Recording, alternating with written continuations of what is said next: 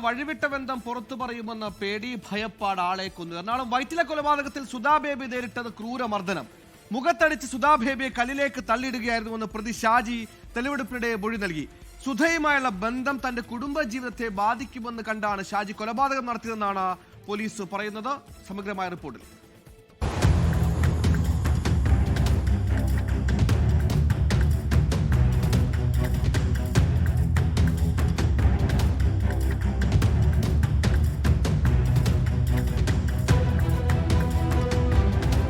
സുധാ ബേബിയെ കൊലപ്പെടുത്തിയ കേസിൽ അറസ്റ്റിലായ സുഹൃത്തും മുൻ ഹൈക്കോടതി ജീവനക്കാരനുമായ പൊന്നൂരിനി സ്വദേശി ഷാജിയെ പോലീസ് സ്ഥലത്തെത്തിച്ച് തെളിവെടുപ്പ് നടത്തി. കൊച്ചി DCP അശ്വതി ജിജിയുടെ നേതൃത്വത്തിലായിരുന്നു തെളിവെടുപ്പ്. സുധയും ഷാജിയും തമ്മിൽ വർഷങ്ങളായുള്ള ബന്ധമെന്ന് പോലീസ്. ഒരുപാട് വർഷമായിട്ടുള്ള റിലേഷൻഷിപ്പാണിത്.